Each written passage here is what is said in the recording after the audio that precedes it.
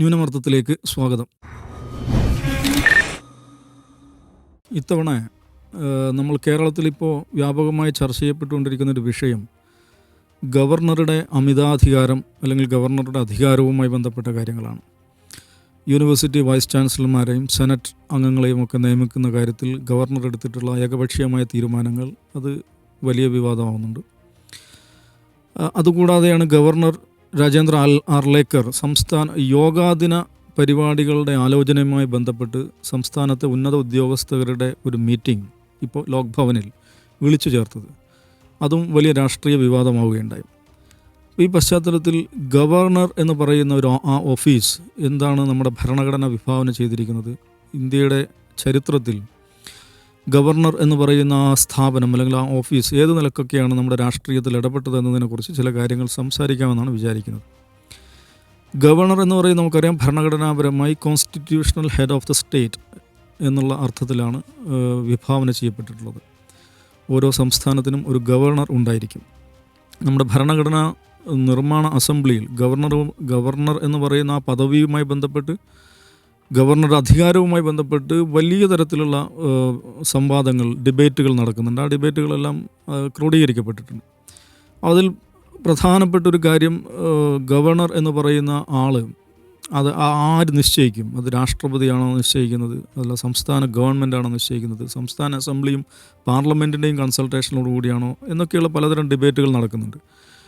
അതിൽ നല്ലൊരു ശതമാനം ആളുകൾ സംസ്ഥാന ഗവൺമെൻറ്റിന് ഗവർണറെ നിശ്ചയിക്കുന്നതിൽ അധികാരമുണ്ടാകണം എന്ന് വാദിച്ചിരുന്നു. പക്ഷേ അവസാനം ചർച്ചകൾക്കൊടുവിൽ ഇന്ന് കാണുന്ന നിലയിൽ രാഷ്ട്രപതി കേന്ദ്ര ഗവൺമെൻറ്റിൻ്റെ ശുപാർശ പ്രകാരം രാഷ്ട്രപതി നിയമിക്കുന്ന ഒരു ഓഫീസ് എന്നുള്ള നിലയിലാണ് ഗവർണർ എന്ന സ്ഥാനം നിജപ്പെടുത്തിയിട്ടുള്ളത്. ഒരു കോൺസ്റ്റിറ്റ്യൂഷണൽ ഗ്യാരണ്ടർ അല്ലെങ്കിൽ ഒരു കസ്റ്റോഡിയൻ ഓഫ് ദി കോൺസ്റ്റിറ്റ്യൂഷൻ, കേന്ദ്രത്തിൻ്റെയും കേന്ദ്ര സംസ്ഥാന ബന്ധങ്ങളിലെ പാലമായി പ്രവർത്തിക്കുന്ന ഒരാൾ എന്നൊക്കെയുള്ള നിലക്കാണ് ഗവർണർ എന്ന സ്ഥാനത്തെ, ആ ഒരു പദവിയെ ഭരണഘടന വിഭാവന ചെയ്യുന്നത്.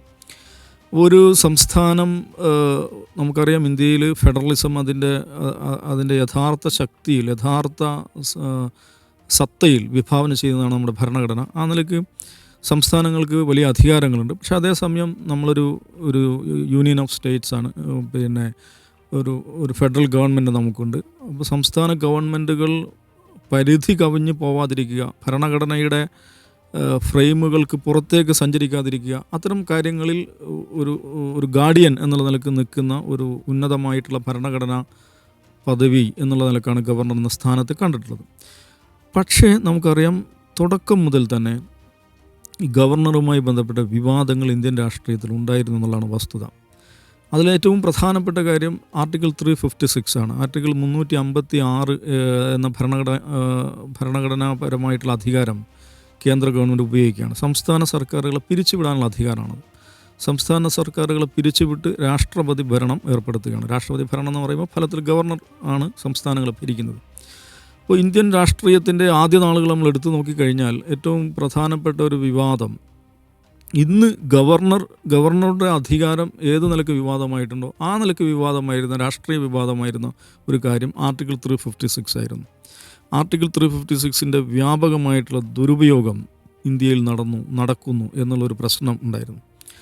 നമ്മൾ നോക്കിക്കഴിഞ്ഞാൽ ആർട്ടിക്കിൾ 356ൻ്റെ ഉപയോഗം എന്ന് പറഞ്ഞാൽ ലളിതമാണ്. തിരഞ്ഞെടുക്കപ്പെട്ട ഒരു സംസ്ഥാന ഗവൺമെൻറ്റിനെ ഒരു ദിവസം കേന്ദ്ര ഗവൺമെൻറ് അങ്ങ് പിരിച്ചുവിടുന്നു. ഇപ്പോൾ വി ഡി സതീശനാണ് നമ്മുടെ മുഖ്യമന്ത്രി. നാളെ നരേന്ദ്രമോദിക്ക് തോന്നുകയാണ് വി ഡി സതീശനെ അങ്ങ് തെറിപ്പിച്ചേക്കാം. അപ്പം ആർട്ടിക്കിൾ 356 പ്രകാരം കേന്ദ്ര ക്യാബിനറ്റ് രാഷ്ട്രപതിക്ക് ഒരു ശുപാർശ കൊടുക്കുന്നു, അല്ലെങ്കിൽ പിന്നെ ഗവർണർ രാഷ്ട്രപതിക്ക് ഒരു ശുപാർശ കൊടുക്കുന്നു, രാഷ്ട്രപതി പിരിച്ചുവിടുന്നു. ഇത് പതിവായിരുന്നു. തെലങ്കാന, ഛത്തീസ്ഗഡ് എന്നീ 2 സംസ്ഥാനങ്ങൾ ഒഴികെ എല്ലാ സംസ്ഥാനങ്ങളിലെയും തിരഞ്ഞെടുക്കപ്പെട്ട ഗവൺമെൻറ്റുകൾ പിരിച്ചുവിടപ്പെട്ടിട്ടുണ്ട്. അവിടെയെല്ലാം രാഷ്ട്രപതി ഭരണം അല്ലെങ്കിൽ ഗവർണർ ഭരണം ഏർപ്പെടുത്തപ്പെട്ടിട്ടുണ്ട്. ഏറ്റവും കൂടുതൽ തവണ സംസ്ഥാന ഗവൺമെൻറ് പിരിച്ചുവിടപ്പെടുന്ന എവിടെയാണെന്ന് വെച്ചിട്ടുണ്ടെങ്കിൽ മണിപ്പൂരിലാണ്. ഇൻസർജൻസിയുമൊക്കെ ബന്ധപ്പെട്ടിട്ടുള്ള പ്രശ്നങ്ങളാണ് അതിൽ പ്രധാനപ്പെട്ട കാരണം. ആദ്യത്തെ പിരിച്ചുവിടൽ നടക്കുന്നത് 1951 അന്ന് പിന്നെ ജവഹർലാൽ നെഹ്റുവാണ് പ്രധാനമന്ത്രി. ആദ്യം പിരിച്ചുവിടപ്പെട്ട സംസ്ഥാന സർക്കാർ കോൺഗ്രസ് സർക്കാർ തന്നെയാണ്. പഞ്ചാബിലെ കോൺഗ്രസ് സർക്കാരിനെയാണ് അന്ന് പിരിച്ചുവിട്ടത്. അതിൻ്റെ പഞ്ചാബ് കോൺഗ്രസ്സിനകത്തെ ആഭ്യന്തര ശൈഥില്യങ്ങളും ഈ അധികാര തർക്കങ്ങളൊക്കെയാണ് ആ പിരിച്ചുവിടലേക്ക് നയിച്ചത്. പിന്നീട് നടക്കുന്നത് 1959 വളരെ കുപ്രസിദ്ധമായിട്ടുള്ള കേരളത്തിൽ EMS സർക്കാരിനെ പിരിച്ചുവിട്ടതാണ്. അന്ന് കേരളത്തിൽ EMS സർക്കാരിനെതിരെ വിമോചന സമരം എന്ന ഒരു വലിയൊരു പ്രതിപക്ഷവും സമുദായ സംഘടനകളൊക്കെ ചേർന്നിട്ടുള്ള പ്രക്ഷോഭങ്ങൾ നടത്തുന്നു. ആ പ്രക്ഷോഭത്തിൻ്റെ ഒരു ഘട്ടത്തിൽ കേന്ദ്ര ഗവൺമെൻറ് ഇടപെടുന്നു. ലോ ആൻഡ് ഓർഡർ അവിടെ ആകെ കുളമായിരിക്കുകയാണ്. അവിടുത്തെ സംസ്ഥാന സർക്കാരിന് കാര്യങ്ങൾ നിയന്ത്രിക്കാൻ സാധിക്കുന്നില്ല എന്ന ശുപാർശയിൽ ആ ഒരു ഗ്രൗണ്ടിലാണ് EMS സർക്കാരിനെ ജവഹർലാൽ നെഹ്റു പിരിച്ചുവിടുന്നത്. പിന്നീട് 1967 മുതലുള്ള കാലത്ത് നിരന്തരമായിട്ടുള്ള പിരിച്ചുവിടൽ പല സംസ്ഥാനങ്ങൾ നടക്കുന്നത്. അതിൽ കൂടുതലായിട്ടും വരുന്നത് ആ ഘട്ടത്തിലാണ് ഈ സംയുക്ത വിധായക് ദൾ എന്ന് പറഞ്ഞിട്ട് പ്രതിപക്ഷ സംഘടനകളുടെ ഒരു ലൂസ് കോalition പല സംസ്ഥാനങ്ങളിലും അധികാരത്തിൽ വരുന്നു. അത് മിക്കവാറും അൺസ്റ്റേബിൾ ഗവൺമെൻറ്റ്സ് ആയിരുന്നു. പലതരത്തിലുള്ള അധികാര തർക്കങ്ങളും വടംവലികളും പിന്നെ ഡിഫെക്ഷൻസും ഒക്കെ നടക്കുന്നു. ആ സന്ദർഭത്തിൽ ധാരാളം സംസ്ഥാന ഗവൺമെൻറ്റുകൾ പിരിച്ചുവിടപ്പെടുന്നുണ്ട്. മാസീവായിട്ടുള്ള ഇന്ത്യൻ ചരിത്രത്തിലെ രാഷ്ട്രീയ ചരിത്രത്തിൽ ഏറ്റവും വലിയ തോതിലുള്ള പിരിച്ചുവിടൽ നടക്കുന്നത് 1977 മൊറാർജി ദേശായി ഗവൺമെൻറ് അധികാരത്തിൽ വന്നപ്പോഴാണ്. മൊറാർജി ദേശായി ഗവൺമെൻറ് നമുക്കറിയാം അടിയന്തരാവസ്ഥയ്ക്ക് ശേഷം ആണ് അധികാരത്തിൽ വരുന്നത്. അതൊരു ഒരു കോalition ഗവൺമെൻറ് ആയിരുന്നു. പല ഐഡിയോളജിക്കൽ കറണ്ടുകളിൽ നിന്ന് വരുന്ന രാഷ്ട്രീയ വിഭാഗങ്ങളെല്ലാം ചേർന്നിട്ടുള്ള ഒരു കോalition ഗവൺമെൻറ് ആയിരുന്നു. അടിയന്തരാവസ്ഥക്കെതിരായിട്ടുള്ള പോരാട്ടത്തിൻ്റെ റിസൾട്ടായിട്ടാണ് ഈ മൊറാർജി ദേശായിലെ ജനതാ പാർട്ടി ഗവൺമെൻറ് അധികാരത്തിൽ വരുന്നത്. അവർ അധികാരത്തിൽ വന്ന ശേഷം ആദ്യം ചെയ്ത ഒരു പണി എന്താണെന്ന് ചോദിച്ചാൽ 9 കോൺഗ്രസ് സംസ്ഥാന ഗവൺമെൻറ്റുകളെ പിരിച്ചുവിടുകയാണ്. ഉത്തർപ്രദേശ്, വെസ്റ്റ് ബംഗാൾ, മധ്യപ്രദേശ്, രാജസ്ഥാൻ, ഒഡീഷ 9 സംസ്ഥാനങ്ങളിലെ കോൺഗ്രസ് ഗവൺമെൻറ്റുകൾ പിരിച്ചു വിടുകയാണ് മൊറാർജി ദേശായി ഗവൺമെൻറ് ചെയ്യുന്നത്. അതിനവരുടെ ന്യായം എന്താണെന്ന് വെച്ചിട്ടുണ്ടെങ്കിൽ കേന്ദ്രത്തിൽ പുതിയ പാർട്ടി അധികാരത്തിൽ വന്നു, പുതിയ മുന്നണി അധികാരത്തിൽ വന്നു എന്ന് പറഞ്ഞാൽ അതിൻ്റെ അർത്ഥം ജനവിധി കോൺഗ്രസ് സർക്കാരുകൾക്കെതിരാണ്. അപ്പോൾ ജനവിധി ഇല്ലാത്ത സർക്കാരുകളാണ്, ജനകീയാംഗീകാരമില്ലാത്ത സർക്കാരുകളാണെന്ന് പറഞ്ഞുകൊണ്ടാണ് ഈ ഗവൺമെൻറ്റുകൾ പിരിച്ചുവിടുന്നത്. 1980 ഇന്ദിരാഗാന്ധി വലിയ ഭൂരിപക്ഷത്തോടു കൂടി അധികാരത്തിൽ വരും. ഇന്ദിരാഗാന്ധി ചെയ്ത ആദ്യത്തെ കാര്യം എന്താണെന്ന് ചോദിച്ചാൽ 9 നോൺ കോൺഗ്രസ് ഗവൺമെൻറ്റുകൾ പിരിച്ചുവിടുക എന്നുള്ളതാണ്. ടിക് ഫോർ ടാറ്റ് എന്നുള്ള നിലയിൽ അവർ 9 നോൺ കോൺഗ്രസ് ഗവൺമെൻറ്റുകളെ പിരിച്ചുവിടുന്നു. അത് കൂടുതലും ഈ ജനതാ പാർട്ടി ഗവൺമെൻറ്റുകളുണ്ട്. മധ്യപ്രദേശ്, ഉത്തർപ്രദേശ്, രാജസ്ഥാൻ ഈ സംസ്ഥാനങ്ങളിലൊക്കെ വന്നിട്ടുള്ള ജനതാ പാർട്ടി മുന്നണി സർക്കാരുകളായിരുന്നു. അവയെ പിരിച്ചുവിടുന്നു. അന്നുണ്ടായിരുന്ന പ്രധാനപ്പെട്ട 2 നോൺ കോൺഗ്രസ് ഗവൺമെൻറ്റുകൾ വെസ്റ്റ് ബംഗാളിൽ ജ്യോതി ബസു ഗവൺമെൻറ്, കേരളത്തിൽ LDF ഗവൺമെൻറ്, നായനാറിൻ്റെ നേതൃത്വത്തിലുള്ള ഗവൺമെൻറ്, അത് രണ്ടിനെയും പിരിച്ചുവിട്ടിട്ടില്ല. അതിൻ്റെ കാരണം എന്താണെന്ന് ചോദിച്ചാൽ അത് പിരിച്ചുവിട്ട് കഴിഞ്ഞാൽ വലിയ തോതിലുള്ള റെസിസ്റ്റൻസ് ഇപ്പം മറ്റ് സംസ്ഥാനങ്ങളിലൊക്കെ ഇത് ഒരു ലൂസ് കോalition ആയിരുന്നു. വലിയ തോതിലുള്ള ആഭ്യന്തര ശൈഥില്യങ്ങൾ ആ ഗവൺമെൻറ്റുകളിൽ ഉണ്ടായിരുന്നു. പക്ഷേ അതുകൊണ്ട് തന്നെ പിരിച്ചുവിടുക എന്നുള്ളതും അത് ഇംപ്ലിമെൻറ്റ് ചെയ്യുക എന്നുള്ളതും സംസ്ഥാനത്തു നിന്ന് വലിയ റെസിസ്റ്റൻസ് ഇല്ലാതെ അതിനെ മുമ്പോട്ട് കൊണ്ടുപോകുക എന്നുള്ളതും ഇന്ദിരാഗാന്ധിയെ സംബന്ധിച്ച് എളുപ്പമായിരുന്നു. പക്ഷേ ബംഗാളിലും കേരളത്തിലും അത് അങ്ങനെ ആവില്ല എന്ന് കരുതിയത് കൊണ്ടാകണം ബംഗാൾ കേരള ഗവൺമെൻറ്റുകളന്ന് പിരിച്ചുവിട്ടില്ല. ഞാൻ പറഞ്ഞു എന്ന് വെച്ചിട്ടുണ്ടെങ്കിൽ ഈ സംസ്ഥാനവും കേന്ദ്രവും തമ്മിലുള്ള ബന്ധവുമായി ബന്ധപ്പെട്ട് അല്ലെങ്കിൽ ഗവർണർ എന്ന ഓഫീസുമായി ബന്ധപ്പെട്ട് ഇന്ത്യൻ രാഷ്ട്രീയത്തിൽ ഏറ്റവും പ്രധാനപ്പെട്ട ഒരു ഫോക്കൽ പോയിൻ്റ്, ഒരു വിവാദ മേഖല എന്ന് പറയുന്നത് ആർട്ടിക്കിൾ 356 അത് ഉപയോഗിച്ചിട്ടുള്ള പിരിച്ചുവിടലായിരുന്നു. പക്ഷേ അതിനൊരു അറുതി വരുന്നത് എപ്പോഴാണെന്ന് വെച്ചിട്ടുണ്ടെങ്കിൽ 1994 SR ബൊമ്മെ കേസിന് ശേഷമാണ്. ജനതാദളുകാരനായിട്ടുള്ള SR ബൊമ്മെ കർണാടകയിൽ അധികാരത്തിൽ വരികയാണ്. അന്ന് രാജീവ് ഗാന്ധിയാണ് പ്രധാനമന്ത്രി. അവിടെ വേണ്ടത്ര ഭൂരിപക്ഷമില്ല, കുറേ ആളുകൾ കൂറുമാറി എന്നൊക്കെ പറഞ്ഞ് ഗവർണർ ഈ സംസ്ഥാന ഗവൺമെൻറ്റിനെ പിരിച്ചുവിടാനുള്ള ശുപാർശ കൊടുക്കുന്നു. ക്യാബിനറ്റ് വളരെ പെട്ടെന്ന് ആ ശുപാർശ അപ്രൂവ് ചെയ്യുന്നു, രാഷ്ട്രപതിക്ക് അയക്കുന്നു. SR ബൊമ്മെ സർക്കാരിനെ ഡിസോൾവ് ചെയ്യുന്നു, രാഷ്ട്രപതി പിരിച്ചുവിടുന്നു. അപ്പോൾ ഇതിനെതിരെ SR ബൊമ്മെ കർണാടക ഹൈക്കോടതിയെ സമീപിക്കുന്നു. ഹൈക്കോടതി അദ്ദേഹത്തിൻ്റെ ഹർജി തള്ളുന്നു. സുപ്രീം കോടതിയെ സമീപിക്കുന്നു. 1994 സുപ്രീം കോടതി ഈ കേസിൽ വിധി പറയുന്നത്. അത് ഇന്ത്യൻ രാഷ്ട്രീയ ചരിത്രത്തിൽ ഏറ്റവും സുപ്രധാനമായിട്ടുള്ളൊരു ജുഡീഷ്യൽ ഇൻ്റർവെൻഷനായിട്ട് SR ബൊമ്മെ കേസ് എന്നുള്ളത് ഇന്ത്യൻ രാഷ്ട്രീയ ചരിത്രത്തിൽ തന്നെ വളരെ നിർണായകമായിട്ടുള്ളൊരു കേസാണ്. ആ കേസിൽ സുപ്രീം കോടതി വിധി പറയുകയാണ്. അതിനിടയിൽ നമ്മൾ മനസ്സിലാക്കേണ്ടത് SR ബൊമ്മയുടെ കേസിൻ്റെ കൂടെ അതിനിടയിൽ വേറെ ചില കേസുകൾ വരുന്നു. 1992 ബാബരി മസ്ജിദിൻ്റെ തകർച്ചയ്ക്ക് ശേഷം 4 BJP സംസ്ഥാന ഗവൺമെൻറ്റുകൾ അന്നത്തെ നരസിംഹറാവു ഗവൺമെൻറ്റിന് പിരിച്ചുവിടുന്നുണ്ട്, രാഷ്ട്രപതി ഭരണം ഏർപ്പെടുന്നുണ്ട്. യു പി, മധ്യപ്രദേശ്, രാജസ്ഥാൻ, ഹിമാചൽ പ്രദേശ് ഈ സംസ്ഥാനങ്ങളും സുപ്രീം കോടതിയിൽ കേസുമായി പോയിരുന്നു. ഈ കേസുകളെല്ലാം ക്ലബ്ബ് ചെയ്തിട്ടാണ് സുപ്രീം കോടതിയുടെ ഭരണഘടനാ ബെഞ്ച് അത് കേൾക്കുന്നത്. അപ്പോൾ മൊത്തത്തിൽ ആ case S R Bommai case എന്ന പേരിലാണ് അറിയപ്പെടുന്നത്.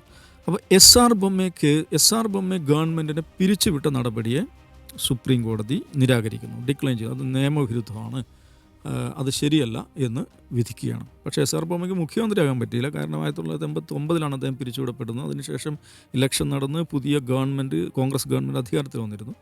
പക്ഷേ ആ നടപടി അസാധുവാണ് എന്ന് സുപ്രീം കോടതി പ്രഖ്യാപിക്കുക മാത്രമല്ല, ഈ സംസ്ഥാന ഗവൺമെൻറ്റുകളെ പിരിച്ചുവിടുന്നതുമായി ബന്ധപ്പെട്ട് അല്ലെങ്കിൽ ആർട്ടിക്കിൾ 356 ഉപയോഗിക്കുന്നതുമായി ബന്ധപ്പെട്ട് ചില മാനദണ്ഡങ്ങൾ സുപ്രീം കോടതി മുന്നോട്ട് വെക്കുകയാണ്. ഇങ്ങനെ പിരിച്ചുവിടപ്പെട്ടാൽ അതൊരു യൂണിലാറ്ററൽ ഡെസിഷൻ ആയിരിക്കില്ല, അത് ജുഡീഷ്യൽ റിവ്യൂവിന് വിധേയമായിരിക്കും എന്നുള്ളതാണ്. രണ്ടാമത്തെ പ്രധാനപ്പെട്ട ഒരു പോയിൻ്റ്, ഇങ്ങനെ പിരിച്ചുവിടപ്പെട്ട് കഴിഞ്ഞാൽ ഒരു സംസ്ഥാന ഗവൺമെൻറ്റിനെ വിട്ടാൽ ഓക്കെ, അവിടെ ഗവർണർ രാഷ്ട്രപതി ഭരണം ഏർപ്പെടുത്തും. പക്ഷേ അസംബ്ലി ഡിസോൾവ്ഡ് ആകുന്നില്ല, അസംബ്ലി പിരിച്ചുവിടപ്പെടുന്നില്ല, അസംബ്ലി അവിടെ തന്നെ ഉണ്ടായിരിക്കും. അതിനൊരു പാർലമെൻ്ററി അപ്രൂവൽ, പാർലമെൻ്ററി വാലിഡേഷൻ ഉണ്ടാവണം. എന്ന് പറഞ്ഞാൽ പാർലമെൻറ്റിൻ്റെ ഇരു സഭകളിലും അത് പാസ്സാകണം. അത് പാസ്സായാൽ മാത്രമേ ഇത് സാധുവാകുന്നുള്ളൂ, ഈ പിരിച്ചുവിടൽ സാധുവാകുന്നുള്ളൂ. പാർലമെൻറ്റിൻ്റെ ഇരു സഭകളിലും പാസ്സായിട്ടില്ലെങ്കിൽ ഓട്ടോമാറ്റിക്കലി പിരിച്ചുവിടപ്പെട്ട മുഖ്യമന്ത്രിയും കൗൺസിൽ ഓഫ് മിനിസ്റ്റേഴ്സും അവർ അധികാരത്തിൽ തുടരും എന്നുള്ളതാണ് എസ് ആർ ബൊമ്മെ കേസിൻ്റെ രണ്ടാമത്തെ ഏറ്റവും പ്രധാനപ്പെട്ട പ്രത്യേകത എന്ന് പറയുന്നത്. എസ് ആർ ബൊമ്മയുടെ പിരിച്ചുവിടലുമായി ബന്ധപ്പെട്ട് ഈ കാര്യങ്ങൾ പറഞ്ഞതോടൊപ്പം വളരെ ബേസിക്കായിട്ടുള്ള വേറെ ചില കാര്യങ്ങൾ പറയുന്നുണ്ട്. അതെന്താണെന്ന് ചോദിച്ചാൽ, ഫെഡറലിസം എന്ന് പറയുന്നത് നമ്മുടെ ഭരണഘടനയുടെ ബേസിക് സ്ട്രക്ചറാണ് എന്ന് എസ് ആർ ബൊമ്മെ കേസ് ആവർത്തിക്കുന്നുണ്ട്. നമുക്കറിയാം 1973 കേശവാനന്ദി ഭാരതി കേസാണ് ഈ ബേസിക് സ്ട്രക്ചർ പ്രിൻസിപ്പിൾ ആദ്യമായിട്ട് കൊണ്ടുവരുന്നത്.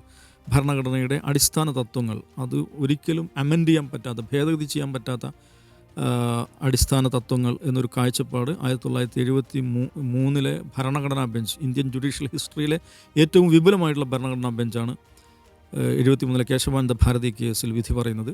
അപ്പോൾ അതിൽ ഫെഡറലിസം നമ്മളൊരു ബേസിക് സ്ട്രക്ചറായി വെച്ചിരുന്നു. അത് 94 എസ് ആർ ബൊമ്മെ കേസും ആവർത്തിക്കുന്നുണ്ട്. അതിൽ എഗൻ ഒരു ഡെവലപ്മെൻറ്റ് കൂടെ ഉണ്ടായെന്ന് വെച്ചാൽ, ഞാൻ പറഞ്ഞു 1992 4 BJP ഗവൺമെൻറ്റുകളെ പിരിച്ചുവിട്ടതിനെ ചലഞ്ച് ചെയ്തുകൊണ്ടുള്ള ഹർജിയും ഈ കേസിൽ പരിഗണിക്കപ്പെട്ടിരുന്നു. അവരുടെ ഹർജി സുപ്രീം കോടതി തള്ളുകയാണ് ചെയ്തത്. എന്ന് പറഞ്ഞാൽ ആ പിരിച്ചുവിട്ട നടപടിയെ സുപ്രീം കോടതി അംഗീകരിക്കുകയാണ് ചെയ്തത്. എസ് ആർ ബൊമ്മയെ പിരിച്ചുവിട്ടത് അസാധുവാക്കിയ അതേ കേസിൽ തന്നെ ഈ BJP ഗവൺമെൻറ്റുകളെ പിരിച്ചുവിട്ട നടപടിയെ സാധുവായി പ്രഖ്യാപിക്കുകയാണ് ചെയ്തത്. അതിൻ്റെ അടിസ്ഥാനം എന്താണെന്ന് ചോദിച്ചാൽ, ഈ 4 BJP ഗവൺമെൻറ്റുകളെ പിരിച്ചുവിട്ടതിൻ്റെ കാരണമായിട്ട് കേന്ദ്ര സർക്കാർ മുന്നോട്ട് വെച്ചത് അവിടെ ഭരണഘടനയുടെ അടിസ്ഥാന തത്വമായിട്ടുള്ള സെക്യുലറിസം, മതേതരത്വം നടപ്പിലാക്കുന്നതിൽ ഈ 4 ഗവൺമെൻറ്റുകൾ പരാജയപ്പെട്ടു എന്നുള്ളതായിരുന്നു. അത് സുപ്രീം കോടതി അംഗീകരിക്കുകയാണ് ചെയ്തത്. അംഗീകരിച്ചു എന്ന് മാത്രമല്ല, സെക്യുലറിസം എന്നുള്ളത് ഭരണഘടനയുടെ ബേസിക് പ്രിൻസിപ്പിൾ, അടിസ്ഥാന തത്വത്തിൽ പെട്ടതാണ് എന്ന 73 വിധി സുപ്രീം കോടതി വീണ്ടും ആവർത്തിക്കുന്നു. അപ്പം സെക്യുലറിസം, മതേതരത്വം നടപ്പിലാക്കുന്നതിൽ ഒരു സംസ്ഥാന ഗവൺമെൻറ് പരാജയപ്പെടുകയാണെന്നുണ്ടെങ്കിൽ അതിനെ പിരിച്ചുവിടാൻ അധികാരമുണ്ട് എന്ന് സുപ്രീം കോടതി അതിലൂടെ പറഞ്ഞു വെക്കുകയാണ് ചെയ്യുന്നത്. അപ്പോൾ 94 എസ് ആർ ബൊമ്മെ കേസിന് ശേഷമാണ് ഈ പറയുന്ന ആർട്ടിക്കിൾ 356 തോന്നും പോലെ എടുത്ത് വീശി ഉപയോഗിക്കുക എന്ന് പറയുന്ന ഒരു സംസ്കാരം ഇന്ത്യൻ രാഷ്ട്രീയത്തിൽ നിന്ന് ഇല്ലാതാവുന്നത്. അപ്പോൾ അതുവരേക്കും ഇന്ത്യയിൽ ഏറ്റവും പ്രധാനപ്പെട്ട ഒരു പൊളിറ്റിക്കൽ ഡിബേറ്റ് അല്ലെങ്കിൽ സെൻട്രൽ സ്റ്റേറ്റ് റിലേഷൻഷിപ്പുമായി ബന്ധപ്പെട്ട ഏറ്റവും പ്രധാനപ്പെട്ട ഒരു ടോക്കിംഗ് പോയിൻ്റ് എന്താണെന്ന് ചോദിച്ചാൽ ഈ ആർട്ടിക്കിൾ 356 ആയിരുന്നു. അപ്പോൾ ഇതിന് ശേഷമാണ് 1999 വാജ്പേയി ഭരിക്കുമ്പോൾ റാബ്രി ദേവി ഗവൺമെൻറ്റിനെ പിരിച്ചുവിടുന്നുണ്ട് ബീഹാറിൽ. അവിടെ ലോ ആൻഡ് ഓർഡർ വഷളായി, അതേമാതിരി കാസ്റ്റ് ജാതി വയലൻസ് വലിയ തോതിൽ വളരുന്നു എന്നൊക്കെ പറഞ്ഞിട്ട് വാജ്പേയി ഗവൺമെൻറ് റബ്രി ദേവി ഗവൺമെൻറ്റിനെ പിരിച്ചുവിടുന്നു, രാഷ്ട്രപതി ഭരണം ഏർപ്പെടുത്തുന്നു. പക്ഷേ ലോക്സഭയിൽ പിന്നീട് 2 മാസത്തിനകം പാർലമെൻറ്റിൻ്റെ അനുമതി മേടിക്കണമെന്നാണ് എസ് ആർ ബൊമ്മെ കേസിൽ പറയുന്നത്. ഓഫ് കോഴ്സ് അന്ന് ലോക്സഭയിൽ വാജ്പേയിക്ക് ഭൂരിപക്ഷം ഉണ്ടായിരുന്നു, ലോക്സഭയിൽ അവരത് കൊണ്ടുവരുന്നു, അത് പാസ്സാകുന്നു. പക്ഷേ രാജ്യസഭയിൽ അന്ന് ഭൂരിപക്ഷം ഉണ്ടായിരുന്നില്ല, രാജ്യസഭയിൽ പാസ്സാകില്ല എന്ന് വാജ്പേയിക്ക് ഉറപ്പായിരുന്നു. അതുകൊണ്ട് അവരെന്ത് ചെയ്യുന്നു വെച്ചാൽ ഈ സംസ്ഥാന ഗവൺമെൻറ്റിനെ പിരിച്ചുവിട്ട നടപടി അവർ റിവോക്ക് ചെയ്യുന്നു. Rabri Devi she's again back to chief minister's office. ഒരുപക്ഷെ ഇന്ത്യൻ ചരിത്രത്തിൽ ആദ്യമായിട്ട് പിരിച്ചുവിടപ്പെട്ട ഒരു സംസ്ഥാന മുഖ്യമന്ത്രി വീണ്ടും മറ്റൊരു തെരഞ്ഞെടുപ്പില്ലാതെ ചീഫ് മിനിസ്റ്ററായിട്ട് വീണ്ടും അധികാരത്തിൽ വരുന്ന അനുഭവം 99 റബ്രി ദേവിയുടെ കാര്യത്തിലാണ് സംഭവിക്കുന്നത്. അതിനുശേഷം പിന്നെ പ്രധാനമായി 2016 മോഡി അധികാരത്തിൽ വന്നതിന് ശേഷം 2016 ഉത്തരാഖണ്ഡ് ഗവൺമെൻറ്റിനെയും ഉത്തരാഖണ്ഡ്, അരുണാചൽ പ്രദേശ് എന്നീ 2 സംസ്ഥാനങ്ങളിലെ കോൺഗ്രസ് ഗവൺമെൻറ്റുകൾ പിരിച്ചുവിടുന്നുണ്ട്. അവർ കോടതിയെ സമീപിക്കുന്നു, കോടതി ആ ഉത്തരവ് റിവോക്ക് ചെയ്യുന്നു, അത് അസാധുവായി പ്രഖ്യാപിക്കുന്നു, ആ ഗവൺമെൻറ്റുകൾ തുടരുന്നു. അപ്പോൾ ആ നിലക്ക് നോക്കുകയാണെങ്കിൽ 94 SR ബൊമ്മെ കേസ് എന്ന് പറയുന്ന ഇന്ത്യൻ രാഷ്ട്രീയ ചരിത്രത്തിലെ ഏറ്റവും നിർണായകമായുള്ളൊരു ഹാർഡ് ഹിറ്റിംഗ് ഇവൻറ്റ് ആയിട്ട് നമുക്ക് കാണാൻ പറ്റും. ഈ പറയുന്ന ഗവർണർ ഭരണം ഏർപ്പെടുത്തുക, അല്ല രാഷ്ട്രപതി ഭരണം ഏർപ്പെടുത്തുക, ആർട്ടിക്കിൾ 356 ഉപയോഗിച്ച് കേന്ദ്രം അതിന് സംസ്ഥാനങ്ങളിൽ അതിനിഷ്ടം പോലെ കാര്യങ്ങൾ നടപ്പിലാക്കുക എന്ന് പറയുന്ന ആ അധ്യായത്തിന് 94 SR ബൊമ്മെ കേസോടുകൂടി ഒരു ഏതാണ്ട് അതിന് അന്ത്യം കുറിക്കപ്പെടുകയാണ് ചെയ്യുന്നത്. പക്ഷേ അതിനുശേഷം ഇതേ രീതിയിൽ വികസിക്കുന്ന ഒരു ഡിബേറ്റ് എന്താണെന്ന് വെച്ചാൽ ഗവർണറുടെ അധികാരവുമായി ബന്ധപ്പെട്ടാണ്. നേരത്തെ ആർട്ടിക്കിൾ 356 ഉപയോഗമായിരുന്നു പ്രശ്നമെങ്കിൽ പിന്നീട് പ്രധാനമായും അത് 2014 മോഡി അധികാരത്തിൽ വന്നതിന് ശേഷമാണ് ഗവർണർ എന്ന് പറയുന്ന ആ ഓഫീസ് ഉപയോഗിച്ച്, ആ അധികാര പദവി ഉപയോഗിച്ച് സംസ്ഥാന ഗവൺമെൻറ്റുകളെ എങ്ങനെ വരുതിയിലാക്കാം, അല്ലെങ്കിൽ ഗവർണറുടെ അധികാരം എത്രത്തോളം എന്നതുമായി ബന്ധപ്പെട്ട വലിയ പൊളിറ്റിക്കൽ ഡിബേറ്റ് ഇന്ത്യൻ രാഷ്ട്രീയത്തിൽ വരുന്നത്. അതിൻ്റെ കാരണം എന്താണെന്ന് വെച്ചാൽ ഞാൻ നേരത്തെ പറഞ്ഞ 356 പഴയതുപോലെ ഉപയോഗിക്കാൻ ഇപ്പോൾ സാധ്യമല്ല. അപ്പോൾ കേന്ദ്ര ഗവൺമെൻറ് അതിൻ്റെ അധികാരം ഉറപ്പിക്കാൻ വേണ്ടി പുതിയൊരു വഴി തേടുകയാണ്. ഇത് നമ്മൾ മനസ്സിലാക്കേണ്ട കാര്യം, എല്ലാ ഗവൺമെൻറ്റുകളും ഏത് രാഷ്ട്രീയ പാർട്ടിയിൽപ്പെട്ടവരാണ്, കേന്ദ്രം ഭരിച്ചിട്ടുള്ള എല്ലാ ആളുകളും കേന്ദ്രത്തിൻ്റെ അധികാരം സംസ്ഥാനങ്ങൾ നടപ്പിലാക്കുക എന്ന് പറയുന്ന ഒരു സംഗതി ഏതാണ്ട് ഒരേപോലെ അവർ ഉപയോഗിച്ചിട്ടുണ്ട്. ഞാൻ നേരത്തെ പറഞ്ഞു, ഏറ്റവും വലിയ ഒരു പിരിച്ചുവിടൽ നടക്കുന്നത് 1977 9 സംസ്ഥാന ഗവൺമെൻറ്റുകളെയാണ് മൊറാർജി ദേശായി പിരിച്ചുവിടുന്നത്, the first non Congress government. അപ്പോൾ ആ ഒരു സംസ്കാരം, മാസീവ് ഡിസ്മിസൽ എന്ന് പറയുന്നൊരു സംസ്കാരം ഒരുപക്ഷെ ആദ്യം കൊണ്ടുവന്നത് ആരാന്ന് ചോദിച്ചാൽ ജനതാ പാർട്ടി ഗവൺമെൻറ്റാണ്, നോൺ കോൺഗ്രസ് ഗവൺമെൻറ്റാണ്. ഇന്ദിരാഗാന്ധി അതിന് അതേ രീതിയിൽ തിരിച്ചടിക്കുന്നു 1980. അപ്പോൾ SR ബൊമ്മെ കേസിന് ശേഷം ഇത് നടക്കാതായി. അപ്പോൾ ഗവർണറുടെ അധികാരം അത് പരമാവധി ഉപയോഗപ്പെടുത്തി സംസ്ഥാനത്തെ വരുതിയിലാക്കുക എന്നുള്ളതായി പുതിയ രാഷ്ട്രീയ തന്ത്രം, കേന്ദ്രം ഭരിക്കുന്നവരുടെ പുതിയ രാഷ്ട്രീയ തന്ത്രം 2014 ശേഷം അത് ശക്തിപ്പെടുകയും ചെയ്തു. അതുമായി ബന്ധപ്പെട്ട വലിയ വിവാദങ്ങളും സംവാദങ്ങളും ഇന്ത്യൻ രാഷ്ട്രീയത്തിൽ ഇപ്പോൾ നടന്നുകൊണ്ടിരിക്കുകയാണ്. ഗവർണറുടെ അധികാരത്തെക്കുറിച്ച് പഠിക്കുവാൻ, സവിശേഷമായി അതേക്കുറിച്ച് പഠിക്കുവാനും കേന്ദ്ര സംസ്ഥാന ബന്ധങ്ങളെക്കുറിച്ച് പൊതുവായി പഠിക്കാനും ശുപാർശകൾ സമർപ്പിക്കാനുമായിട്ട് നമ്മുടെ രാജ്യത്ത് കമ്മീഷനുകൾ ദേശീയ തലത്തിൽ രൂപീകരിക്കപ്പെട്ടിട്ടുണ്ട്. അതിൽ ഒന്നാമത്തതും പ്രധാനപ്പെട്ടതുമാണ് 1983 സർക്കാരിയ കമ്മീഷൻ. ജസ്റ്റിസ് രഞ്ജിത് സിംഗ് സർക്കാരിയുടെ നേതൃത്വത്തിലാണ് ആ കമ്മീഷൻ ഇന്ദിരാഗാന്ധിയാണ് അത് രൂപീകരിക്കുന്നത്. അതിൻ്റെ ഒരു കോണ്ടെക്സ്റ്റ് നമ്മൾ മനസ്സിലാക്കണം. 1980കളുടെ തുടക്കം മുതൽ തന്നെ ഇന്ദിരാഗാന്ധിയുടെ ഭരണം നമുക്കറിയാം, ഹൈലി സെൻട്രലൈസ്ഡ് ആയിട്ടുള്ള ഒരു ഭരണമായിരുന്നു. അങ്ങേയറ്റത്തെ അധികാര കേന്ദ്രീകരണം, അതിൻ്റെ മാരകരൂപമായിരുന്നു പിന്നെ അടിയന്തരാവസ്ഥ. അപ്പോൾ ഈ അങ്ങേയറ്റം കേന്ദ്രീകൃതമായിട്ടുള്ള ഈ അധികാര സമ്പ്രദായത്തിനെതിരായിട്ടുള്ള വിമർശനങ്ങൾ, വലിയ തോതിലുള്ള വിമർശനങ്ങളും വിയോജിപ്പുകളും പ്രതിപക്ഷ പാർട്ടികളുടെ ഭാഗത്ത് നിന്ന്, വിവിധ സംസ്ഥാനങ്ങളുടെ ഭാഗത്തു നിന്നൊക്കെ ഉയരുന്നുണ്ടായിരുന്നു. അതിലേറ്റവും പ്രധാനമാണ് പഞ്ചാബിലെ SAD ശിരോമണി അകാലിദൾ അനന്തപൂർ സാഹിബ് പ്രമേയം പാസ്സാക്കണമെന്ന് പറഞ്ഞിട്ട് വലിയ രീതിയിൽ അവർ രംഗത്ത് വരികയാണ് 1980കളുടെ തുടക്കത്തിൽ തന്നെ. ഈ അനന്തപൂർ സാഹിബ് പ്രമേയം എന്ന് പറഞ്ഞിട്ടുണ്ടെങ്കിൽ 1973 അനന്തപൂർ സാഹിബ് എന്ന് പറയുന്ന ഒരു സിഖ് ഹോളി സിറ്റിയാണ്, പഞ്ചാബിലെ സിഖ് ഹോളി സിറ്റിയാണ്.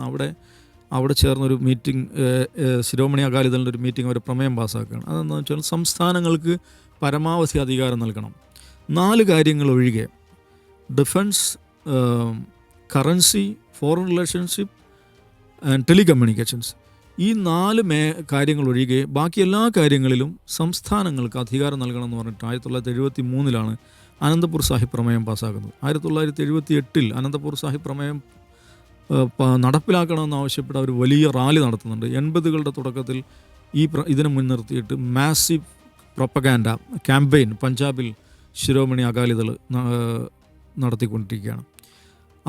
അതേക്കാൾ ഗൗരവപ്പെട്ടതായിരുന്നു 1983 മാർച്ച് 20 4 ദക്ഷിണേന്ത്യൻ സംസ്ഥാനങ്ങളുടെ മുഖ്യമന്ത്രിമാർ ബാംഗ്ലൂരിൽ യോഗം ചേരുന്നത്. ആന്ധ്രാപ്രദേശ് മുഖ്യമന്ത്രിയായിരുന്ന തെലുഗുദേശം പാർട്ടിയുടെ നേതാവ് കൂടിയുള്ള NT രാമറാവു, ജനതാ പാർട്ടിയുടെ മുഖ്യമന്ത്രിയായിട്ടുള്ള കർണാടക മുഖ്യമന്ത്രി രാമകൃഷ്ണ ഹെഗ്ഡെ, D രാമചന്ദ്രൻ പോണ്ടിച്ചേരിയുടെ മുഖ്യമന്ത്രി, തമിഴ്നാട് മുഖ്യമന്ത്രി MGR ഇവരാണ് യോഗം ചേരുന്നത്. കെ കരുണാകരൻ കേരള മുഖ്യമന്ത്രിയായിരുന്നു. അദ്ദേഹം യോഗത്തിൽ പങ്കെടുത്തില്ല. അദ്ദേഹത്തെ ക്ഷണിച്ചിരുന്നു. യോഗത്തിൽ അദ്ദേഹം പങ്കെടുത്തില്ല. ഈ മുഖ്യമന്ത്രിമാർ ചേർന്നിട്ട് കൗൺസിൽ ഓഫ് ചീഫ് മിനിസ്റ്റേഴ്സ് എന്ന് പറഞ്ഞിട്ട് ഒരു വേദി രൂപീകരിക്കുന്നു. ഇത് വലിയ തോതിലുള്ള ഇതിനകത്ത് വലിയ രാഷ്ട്രീയ അപകടമുണ്ട് എന്ന് ഇന്ദിരാഗാന്ധി മനസ്സിലാക്കുകയാണ്. ഒരു ഭാഗത്ത് പഞ്ചാബിൽ ഈ പറയുന്ന അനന്തപൂർ സാഹിബ് പ്രമേയം നടപ്പിലാക്കണമെന്ന് ആവശ്യപ്പെട്ടുള്ള പ്രക്ഷോഭങ്ങൾ, സമരങ്ങൾ, പ്രൊപ്പഗാൻഡ അത് നടക്കുകയാണ്. ദക്ഷിണേന്ത്യയിൽ വളരെ പവർഫുള്ളായിട്ടുള്ള ദക്ഷിണേന്ത്യൻ സംസ്ഥാനങ്ങളുടെ മുഖ്യമന്ത്രിമാർ സവിശേഷമായിട്ട് യോഗം ചേരുകയും അവർ കൗൺസിൽ ഓഫ് ചീഫ് മിനിസ്റ്റേഴ്സ് രൂപീകരിക്കുകയും കേന്ദ്ര സംസ്ഥാന ബന്ധങ്ങളുമായി ബന്ധപ്പെട്ട വളരെ ഗൗരവപ്പെട്ടിട്ടുള്ള പുതിയ ആശയങ്ങൾ മുന്നോട്ട് വെക്കുകയൊക്കെ ചെയ്യുന്നു. ഇതിനകത്ത് ഇന്ദിരാഗാന്ധി ചില അപകടങ്ങൾ മണത്തു. ഇങ്ങനെ പോയി കഴിഞ്ഞാൽ വേറെയും സംസ്ഥാനങ്ങൾ ഇത് ആകർഷിക്കുമെന്നും പല തോതിലുള്ള ഒരു സംസ്ഥാനങ്ങളുടെ കൂടുതൽ വിലപേശലിലേക്ക് കാര്യങ്ങൾ എത്തുമെന്നൊക്കെ അവർ ആശങ്കപ്പെടുന്നു. അങ്ങനെയാണ് ഈ ബാംഗ്ലൂർ യോഗം ചേർന്നതിൻ്റെ 4-ാം ദിവസം അവർ സർക്കാരിയ കമ്മീഷൻ രൂപീകരിക്കുന്നത്. എഗൻ അവിടെ ശ്രദ്ധിക്കണം, രഞ്ജിത് സിംഗ് സർക്കാരിയാണ് അതിന് അധ്യക്ഷനാക്കുന്നത്. അദ്ദേഹം സിഖുകാരനായിട്ടുള്ള ഒരു സുപ്രീം കോടതി ജഡ്ജിയായിരുന്നു. അദ്ദേഹം ഒരു 247ഓളം റെക്കമെൻഡേഷൻസ് ഉള്ള ഒരു റിപ്പോർട്ട് സർക്കാരിന് മുമ്പാകെ വെക്കുന്നുണ്ട്.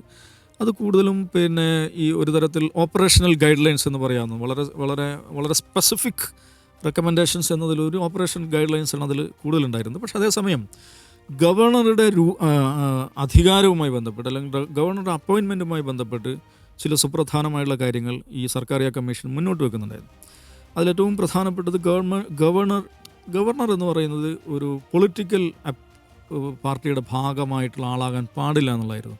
സർക്കാരിയ കമ്മീഷൻ അതേക്കുറിച്ച് പറയുന്നത് governor should be an eminent person in some walk of life from outside the state എന്ന് പറഞ്ഞാൽ രാഷ്ട്രീയ പ്രവർത്തകനല്ല, ഒരു പ്രസിദ്ധനായിട്ടുള്ള ഏതെങ്കിലും ഒരു മേഖലയിൽ പ്രസിദ്ധനായിട്ടുള്ള ആളായിരിക്കണം.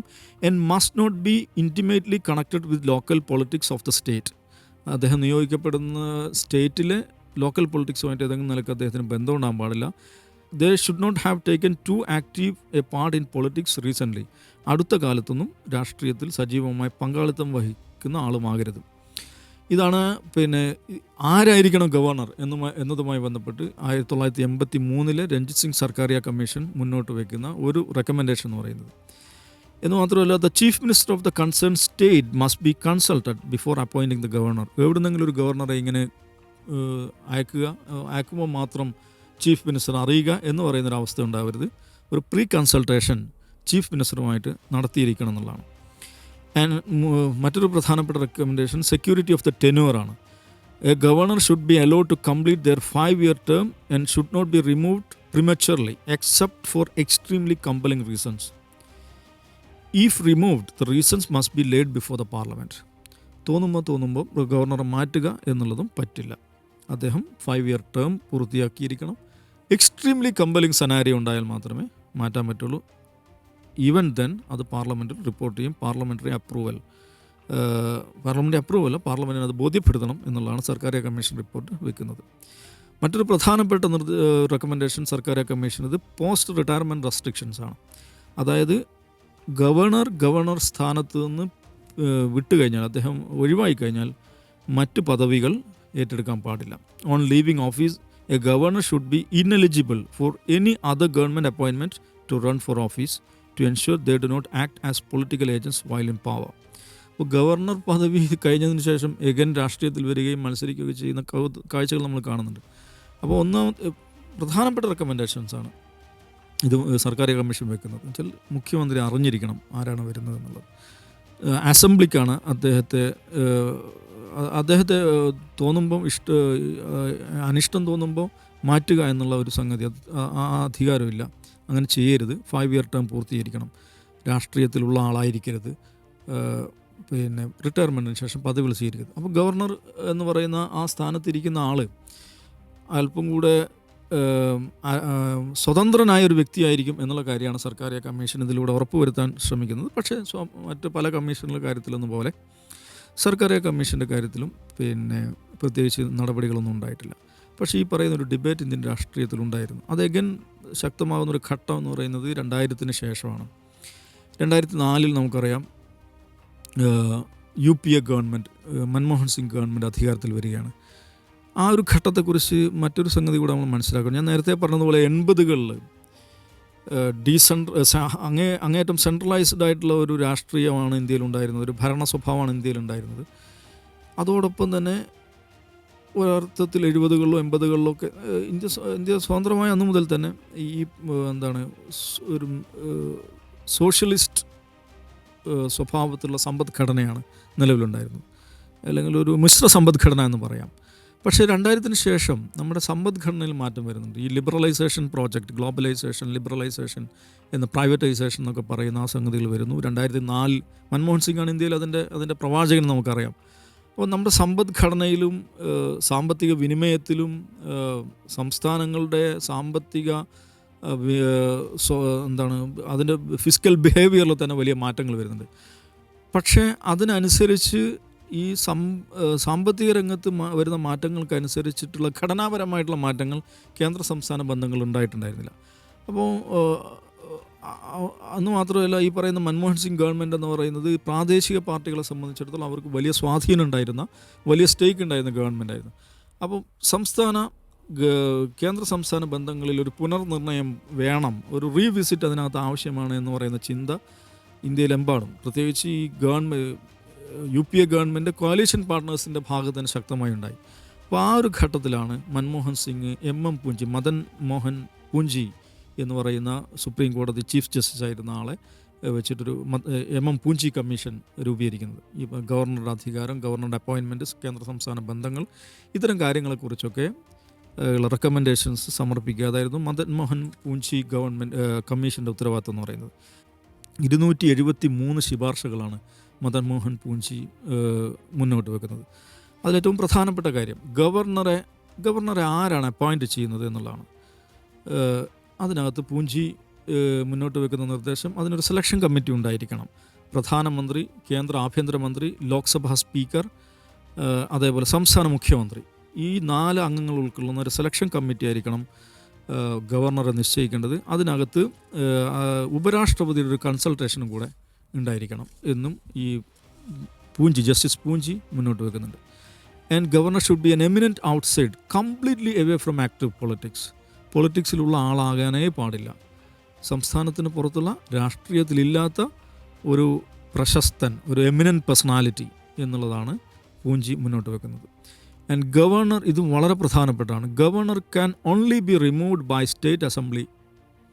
ഒരു ഗവർണർ, നിശ്ചയിക്കപ്പെട്ട ഒരു ഗവർണറെ ആ സ്ഥാനത്ത് നീക്കാനുള്ള അധികാരം സംസ്ഥാന അസംബ്ലിക്കാണ്. ഓക്കെ, നിശ്ചയിക്കുന്നത് ഒരു സെലക്ഷൻ കമ്മിറ്റിയാണ്, പക്ഷെ അതിന് ഗവർണറെ നീക്കണം എന്ന് ആ അധികാരം സംസ്ഥാന അസംബ്ലിക്കാണ്. സംസ്ഥാന അസംബ്ലിക്ക് അദ്ദേഹത്തെ ഇംപീച്ച്മെൻറ്റിലൂടെയാണ്, അസംബ്ലിയുടെ ഇംപീച്ച്മെൻറ്റിലൂടെയാണ് ഗവർണറെ നീക്കുന്നത്. അപ്പോൾ ആ ഒരു വളരെ പ്രധാനപ്പെട്ട ഒരു ശുപാർശയാണ്. കാരണം ഗവർണർ സംസ്ഥാന ഗവൺമെൻറ്റിൻ്റെ താല്പര്യത്തിന് വിരുദ്ധമായി പ്രവർത്തിക്കുമ്പോൾ അദ്ദേഹത്തെ മാറ്റി നിർത്താൻ, ഒഴിവാക്കാൻ സംസ്ഥാന സർക്കാരുകൾക്ക്, സ്റ്റേറ്റ് അസംബ്ലിക്ക് അധികാരം നൽകുന്ന വളരെ സുപ്രധാനമായിട്ടുള്ള ഒരു റെക്കമെൻഡേഷനാണ് ജസ്റ്റിസ് പൂഞ്ചി മുന്നോട്ട് വെച്ചത്. അതേപോലെ ഇന്നാലോചിക്കുമ്പോൾ രസകരമായ കാര്യം, ഇന്നാണ് നമ്മൾ ഈ ഗവർണർ ചാൻസലർ പദവി ദുരുപയോഗം ചെയ്യുന്നതിനെക്കുറിച്ച് വലിയ തോതിൽ അത് ചർച്ച ചെയ്യുന്നത്. 2010 തന്നെ ജസ്റ്റിസ് പൂഞ്ചി ചാൻസലർ പദവി ഗവർണറിൽ നിന്ന് ഒഴിവാക്കണം എന്ന് ശുപാർശ നൽകുന്നുണ്ട്. അത് വളരെ പ്രധാനപ്പെട്ട ഒരു ശുപാർശ, അല്ലെങ്കിൽ സെറ്റ് ഓഫ് റെക്കമെൻഡേഷൻസ് പൂഞ്ചി മുന്നോട്ട് വെക്കുന്നത് ഫിസിക്കൽ ഓട്ടോണമിയുമായി ബന്ധപ്പെട്ടതാണ്. സംസ്ഥാന സർക്കാരുകളുടെ സാമ്പത്തികമായിട്ടുള്ള സ്വാശ്രയത്വം, സാമ്പത്തികമായിട്ടുള്ള സ്വയം നിർണ്ണയാവകാശം ബന്ധപ്പെട്ടാണ്. അത് പറയാനുള്ള കാരണം എന്ന് വെച്ചാൽ, ഞാൻ നേരത്തെ പറഞ്ഞതുപോലെ നമ്മുടെ ഈ ഫിസിക്കൽ ആർക്കിടെക്ചറിനകത്ത് തന്നെ വലിയ മാറ്റം വന്നു ഈ ലിബറലൈസേഷന് ശേഷം, ഗ്ലോബലൈസേഷന് ശേഷം. അതിനനുസരിച്ച് സംസ്ഥാനങ്ങളെ എംപവർ ചെയ്യുക എന്നുള്ളൊരു കാഴ്ചപ്പാട് വെച്ചുകൊണ്ടാണ് പൂഞ്ചി ഈ ഫിസിക്കൽ ഓട്ടോണമിയുമായി ബന്ധപ്പെട്ട റെക്കമെൻഡേഷൻസ് വെക്കുന്നത്. അതിൽ ഒന്ന് വെച്ചാൽ, ഈ സംസ്ഥാന ഈ ടാക്സ് ഡെവല്യൂഷൻ, നികുതി വിഹിതം സംസ്ഥാനങ്ങൾക്ക് കൊടുക്കാതിരിക്കാൻ വേണ്ടി പലതരത്തിലുള്ള സെസ്സുകളും സർചാർജുകളും ഏർപ്പെടുത്തുന്ന സമ്പ്രദായം കേന്ദ്ര സർക്കാരുകൾക്കുണ്ടായിരുന്നു. അപ്പോൾ അതിനൊരു സീലിംഗ് വെക്കണം, ഒരു പരിധി വെക്കണം. എണ്ണത്തിലും പരിധി വെക്കണം, അതേപോലെ സമയത്തിനും പരിധി വെക്കണം. എപ്പോഴും തോന്നും പോലെ സർചാർജ് ഏർപ്പെടുത്താൻ കേന്ദ്ര സർക്കാരിന് പറ്റില്ല. ഇനി അങ്ങനെ ഏർപ്പെടുത്തിയാൽ തന്നെ അത് ഇത്ര കാലം വരെ എന്ന് പറയുന്ന ഒരു ടൈം സീലിംഗ്, ഒരു ടൈം ലിമിറ്റ് അതിന് വെക്കണം എന്നുള്ളതാണ് പൂഞ്ചി മുന്നോട്ട് വെച്ച പ്രധാനപ്പെട്ട ഒരു റെക്കമെൻഡേഷൻ. അതേപോലെ അന്താരാഷ്ട്ര കരാറുകളിൽ ഏർപ്പെടുമ്പോൾ അത് സംസ്ഥാനത്തെ ബാധിക്കുന്ന എന്തെങ്കിലും വിഷയങ്ങൾ അതിനകത്തുണ്ടെങ്കിൽ സംസ്ഥാന ഗവൺമെൻറ്റുകളുമായുള്ളൊരു കൺസൾട്ടേഷൻ ഉണ്ടാവണം. ഉദാഹരണം പറഞ്ഞാൽ WTO ബന്ധപ്പെട്ട ഒരു കരാറിൽ ഏർപ്പെടുകയാണ്. അപ്പോൾ അതിൽ പല കാര്യങ്ങളും ഒരു സംസ്ഥാനത്തെ ബാധിക്കുന്നതായിരിക്കും. നമുക്കറിയാം ആസിയാൻ കരാറിൽ ഏർപ്പെടുന്നു UPA ഗവൺമെൻറ്. ആസിയാൻ കരാറിൽ ഏർപ്പെടുമ്പോൾ കേരളത്തിലെ റബ്ബർ കർഷകരെ അത് ബാധിക്കുന്നുണ്ട്. അപ്പോൾ ആ നിലയ്ക്ക് ഒരു ഇൻ്റർനാഷണൽ ട്രീറ്റിയിൽ കേന്ദ്ര ഗവൺമെൻറ് ഏർപ്പെടുമ്പോൾ അത് ഏതെങ്കിലും നിലയ്ക്ക് ഏതെങ്കിലും സംസ്ഥാനത്തെ എഫക്റ്റ് ചെയ്യുന്നുണ്ടെങ്കിൽ അതാത് സംസ്ഥാന സർക്കാരുമായിട്ട് ഒരു പ്രീ കൺസൾട്ടേഷൻ ആ വിഷയത്തിൽ നടത്തിയിരിക്കണം എന്നൊരു നിർദ്ദേശം കൂടെ പൂഞ്ചി വെക്കുന്നുണ്ട്. പിന്നെ പ്രധാനപ്പെട്ട ഒരു നിർദ്ദേശം, കൺകറൻറ്റ് ലിസ്റ്റിൽപ്പെട്ട വിഷയങ്ങളിൽ പുതിയ ലെജിസ്ലേഷൻസ്, പുതിയ നിയമങ്ങൾ കൊണ്ടുവരികയാണെന്നുണ്ടെങ്കിൽ അവിടെയും സംസ്ഥാന സർക്കാരുമായിട്ടുള്ള ഒരു പ്രീ കൺസൾട്ടേഷൻ ഉണ്ടാക്കണം എന്നുള്ളതാണ്. ഈ കേന്ദ്ര സംസ്ഥാന ബന്ധങ്ങളെ ആരോഗ്യകരമാക്കുക, ഭരണഘടനയുടെ ഫെഡറൽ തത്വങ്ങൾക്ക് നിരക്കുന്ന തരത്തിൽ അതിനെ വൃത്തിയാക്കിയെടുക്കുക എന്നുള്ള റെക്കമെൻഡേഷൻസാണ് സർക്കാരിയ കമ്മീഷനാണെങ്കിലും പൂഞ്ചി കമ്മീഷനാണെങ്കിലും മുന്നോട്ട് വെക്കുന്നത്. പക്ഷേ അഗൈൻ നമ്മൾ കാണേണ്ട കാര്യം, ഈ 2 കമ്മീഷൻ റിപ്പോർട്ടുകളും വളരെ പ്രധാനപ്പെട്ട ഡോക്യുമെൻറ്റുകളാണ്. ഓഫ് കോഴ്സ് ഈ സർക്കാരിയ കമ്മീഷൻ അതിൻ്റെ നല്ലൊരു ഭാഗവും ഓപ്പറേഷണൽ ഗൈഡ് ലൈൻസ് ആണെങ്കിൽ പൂഞ്ചി കമ്മീഷൻ കുറച്ചും കൂടെ സ്ട്രക്ചറൽ ആൻഡ് ഫങ്ഷണൽ ആയിട്ടുള്ള കാര്യങ്ങളാണ് റെക്കമെൻഡ് ചെയ്യുന്നത്. പക്ഷേ അത് അവിടെയൊക്കെ തന്നെ കിടക്കുകയാണ്. വലിയ വോളിയൂംസ് ഓഫ് റിപ്പോർട്ടാണ്. പക്ഷേ അതിനകത്ത് പ്രത്യേകിച്ച് ആക്ഷനൊന്നും ഉണ്ടായില്ല. ഈ ഗവർണറുടെ അധികാരം അതങ്ങനെ തന്നെ തുടരുന്നു. ഗവർണർ എന്ന് പറയുന്നത് ഒരു പൊളിറ്റിക്കൽ അപ്പോയിൻമെൻറ്റ്, പ്രത്യേകിച്ച് രാഷ്ട്രീയ പാർട്ടികളിൽ റിട്ടയറായി അതിൽ തേഞ്ഞ ആളുകൾ, അതിൽ കടൽക്കിഴവന്മാരായിട്ടുള്ള ആളുകൾ, അവരെ അപ്പോയിൻ്റ് ചെയ്യാനുള്ള ഒരു വേദിയായി, ഒരു സ്ഥലമായി രാജ്ഭവൻ മാറുകയാണ്. ഇതിൽ നമ്മൾ കേന്ദ്ര സർക്കാർ നിശ്ചയിച്ച പൂഞ്ചി കമ്മീഷനെ കുറിച്ചും സർക്കാരിയ കമ്മീഷനെ കുറിച്ചാണ് സംസാരിച്ചത്. പക്ഷേ ഈ പറയുന്ന ഗവർണറുടെ അധികാരം, കേന്ദ്രത്തിൻ്റെ അധികാരം, ഇതിനെതിരെ നമ്മുടെ രാജ്യത്ത് ഏറ്റവും കൂടുതൽ ശബ്ദം ഉണ്ടാക്കിക്കൊണ്ടിരിക്കുന്ന ഒരു സംസ്ഥാനമാണ് തമിഴ്നാട് ഈ വിഷയത്തിൽ വളരെ നേരത്തെ തന്നെ ശക്തമായിട്ടുള്ള നിലപാടുകൾ സ്വീകരിച്ചിട്ടുണ്ട്. ഗവർണറുമായി ബന്ധപ്പെട്ട ചർച്ചയിൽ ഇപ്പോഴും ഉയർന്നു വയ്ക്കുന്ന ഒരു ഡയലോഗാണ് CN അണ്ണാദുരൈയുടെ വളരെ പ്രസിദ്ധമായുള്ള സ്റ്റേറ്റ്മെൻറ്റ്. ആടിന് താടി എന്നതുപോലെയാണ് സംസ്ഥാനങ്ങൾ ഗവൺമെൻറ്.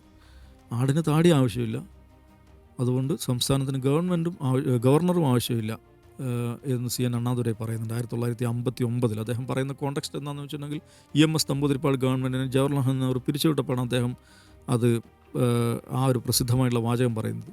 കഴിഞ്ഞ വർഷങ്ങളിൽ ഈ ഡിബേറ്റിൽ, ഗവർണറുമായി ബന്ധപ്പെട്ട ഡിബേറ്റിൽ MK സ്റ്റാലിൻ ഏറ്റവും അധികം ഉദ്ധരിച്ച ഒരു ഡയലോഗ് കൂടിയാണ് അണ്ണാദുരൈയുടെ പഴയ സ്റ്റേറ്റ്മെൻറ്റ്.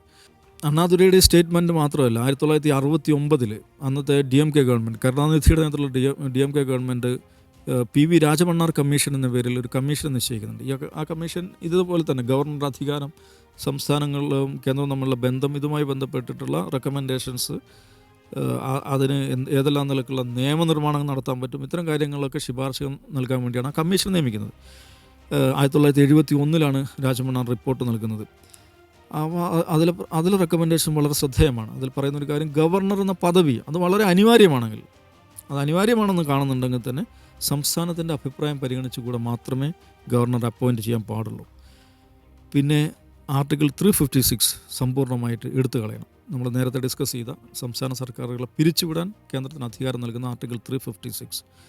അതേപോലെ ഭരണഘടനയിലെ ആർട്ടിക്കിൾ 156 പറയുന്ന ഗവർണറുടെ അധികാരവുമായി ബന്ധപ്പെട്ട് പറയുന്ന പ്രഷർ ക്ലോസ്, ഈ പ്രഷർ ക്ലോസ് എന്നുള്ളത് വളരെ പ്രധാനപ്പെട്ടതാണ്. കാരണം ഗവർണറുടെ പ്ലഷറിലാണ്, സന്തോഷത്തിലാണ് സംസ്ഥാന council of cabinet, council of ministers പ്രവർത്തിക്കുന്നതാണ് ആർട്ടിക്കിൾ 156 പറഞ്ഞു വെക്കുന്നത്. അപ്പോൾ ഈ പ്രഷർ ക്ലോസ് എടുത്തു കളയണം എന്നുള്ളത് രാജമണ്ണാർ കമ്മീഷൻ്റെ പ്രധാനപ്പെട്ട ഒരു നിർദ്ദേശമായിരുന്നു. അങ്ങനെ ഗവർണറുടെ പ്ലഷറിൽ പ്രവർത്തിക്കേണ്ട ഒരു സംവിധാനമല്ല സംസ്ഥാന സർക്കാർ എന്നാണ് രാജമണ്ണാർ പറയുന്നത്.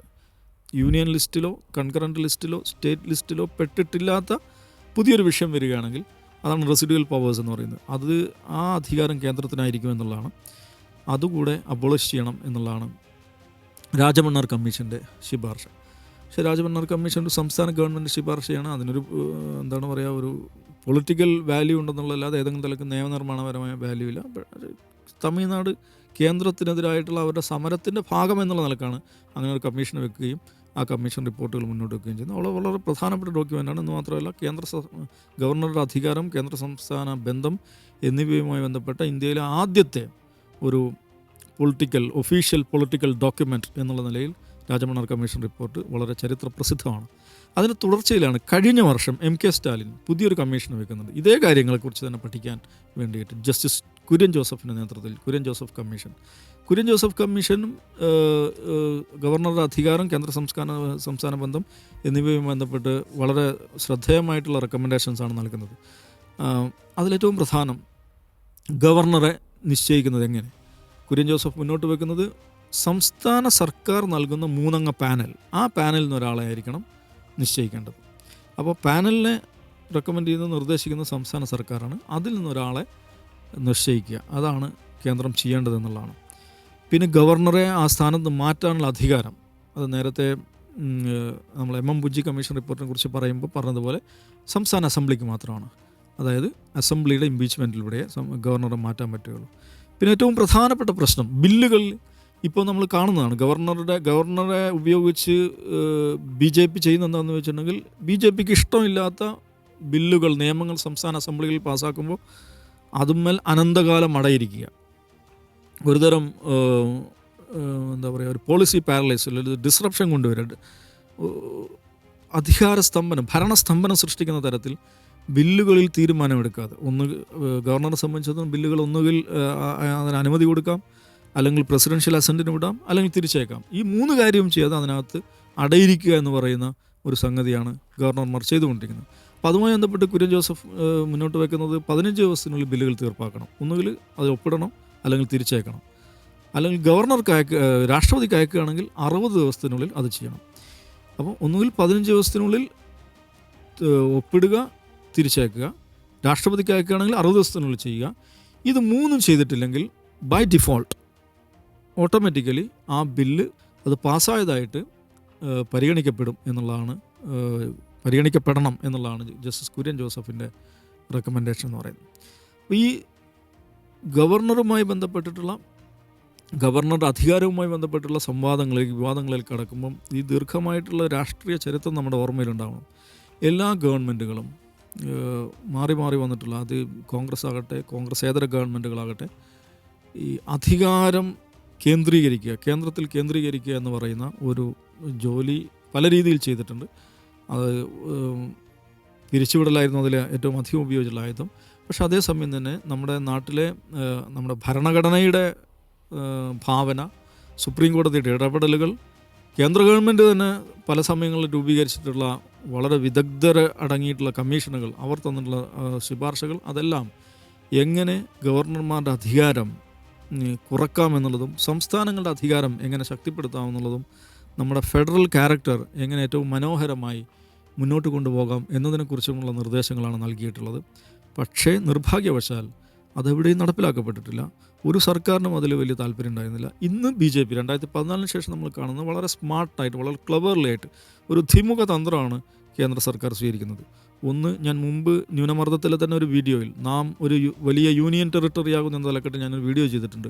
അതിലെങ്ങനെയാണ് സംസ്ഥാനങ്ങൾ എന്ന് പറയുന്ന കാഴ്ചപ്പാട് ഏതെങ്കിലും നിലക്കുള്ള നിയമനിർമ്മാണമോ ഭരണഘടനാ ഭേദഗതിയോ നടത്താതെ തന്നെ സംസ്ഥാനം എന്ന് പറയുന്ന ആ പൊളിറ്റിക്കൽ യൂണിറ്റ് ഡീഗ്രേഡ് ചെയ്യപ്പെടുന്നത് വിവിധ എക്സിക്യൂട്ടീവ് ഓർഡറുകളിലൂടെ, ഓർഡിനൻസുകളിലൂടെ, നിയമനിർമ്മാണങ്ങളിലൂടെ സംസ്ഥാനം എന്ന് പറയുന്ന ഏറ്റവും പ്രധാനപ്പെട്ട പൊളിറ്റിക്കൽ യൂണിറ്റ് ഇല്ലാതായിക്കൊണ്ടിരിക്കുന്നതിനെക്കുറിച്ച് ഞാൻ അതിൽ വിശദീകരിക്കുന്നുണ്ട്.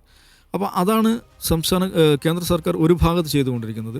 അവരെ സംബന്ധിച്ചിടത്തോളം ഭരണഘടനാ ഭേദഗതിയുടെ ആവശ്യമില്ല, ഏതെങ്കിലും നിലക്കുള്ള ആർട്ടിക്കിളുകൾ അമെൻഡ് ചെയ്യേണ്ട കാര്യമില്ല, ചെറിയ ചെറിയ എക്സിക്യൂട്ടീവ് ഓർഡറുകളിലൂടെ അവരത് ചെയ്യുന്നു. അതേസമയം ഒരു ഭാഗത്ത് അങ്ങനെ ചെയ്യുമ്പോൾ ഇപ്പുറത്ത് സംസ്ഥാനത്തിനകത്ത് ഗവർണറെ ഉപയോഗിച്ച് വിവിധ തരത്തിൽ വലിയ തോതിലുള്ള അധികാര പ്രയോഗം നടത്തുക എന്നുള്ളതാണ്. അതാണ് ഇന്ന് BJP സ്വീകരിച്ചിരിക്കുന്ന തന്ത്രം എന്ന് പറയുന്നത്. അപ്പോൾ അതുകൊണ്ട് ഈ പറയുന്ന ഈ തന്ത്രം അത് നന്നായിട്ട് വർക്ക് ചെയ്യുന്നുണ്ട്. അപ്പോൾ ഗവർണറുടെ അധികാരം എന്താണ്, കേന്ദ്ര സംസ്ഥാന ബന്ധങ്ങൾ എന്തായിരിക്കണം എന്നതിനെക്കുറിച്ചിട്ടുള്ള ഭരണഘടനയുടെ അടിസ്ഥാന ഭാവന, വിവിധ കമ്മീഷനുകൾ മുന്നോട്ട് വെച്ചുള്ള കാഴ്ചപ്പാടുകൾ, അത് ഒരു കാലത്തും നടപ്പിലാക്കപ്പെട്ടിട്ടില്ല എന്നുള്ളതാണ് വസ്തുത.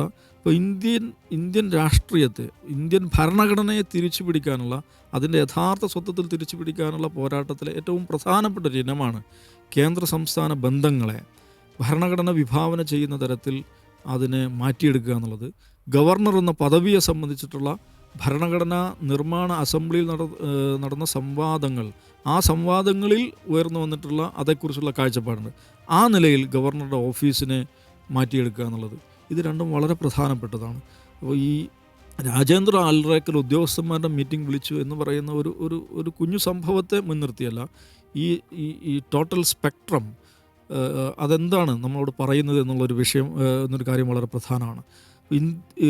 ഇന്ത്യൻ ഭരണഘടനയെ തിരിച്ചു പിടിക്കുക എന്ന് പറയുന്ന ഒരു പുതിയ മൂവ്മെൻ്റ്, അല്ലെങ്കിൽ ഒരു പുതിയ ആശയം നമുക്കറിയാം ഇന്ന് ഇന്ത്യയിൽ രൂപപ്പെടുന്നുണ്ട്. ആ ഒരു മൂവ്മെൻറ്റിലെ, അല്ലെങ്കിൽ ആ ഒരു ആശയത്തിലെ ഏറ്റവും പ്രധാനപ്പെട്ട ഒരു ഇനമായിരിക്കണം ഫെഡറലിസം സംരക്ഷിക്കുക, ഗവർണർമാരുടെ അധികാരം നിജപ്പെടുത്തുക, സംസ്ഥാനങ്ങളുടെ അധികാരം അത് ഭരണഘടനാനുസൃതമായിട്ട് ശക്തിപ്പെടുത്തുക എന്നുള്ളത്. ആ ഒരു സംഗതിയായിരിക്കണം, അല്ലെങ്കിൽ ആ ഒരു മേഖലയാണ് ഇന്നത്തെ ഇന്ത്യൻ സാഹചര്യത്തിൽ ഏറ്റവും പ്രതിപക്ഷം നിർവഹിക്കേണ്ട ഏറ്റവും പ്രധാനപ്പെട്ട, അല്ല ജനാധിപത്യ ശക്തികൾ നിർവഹിക്കേണ്ട ഏറ്റവും പ്രധാനപ്പെട്ട ഒരു രാഷ്ട്രീയ ഉത്തരവാദിത്തം. ന്യൂനമർദ്ദവുമായിട്ട് വീണ്ടും കാണാം. നമസ്കാരം.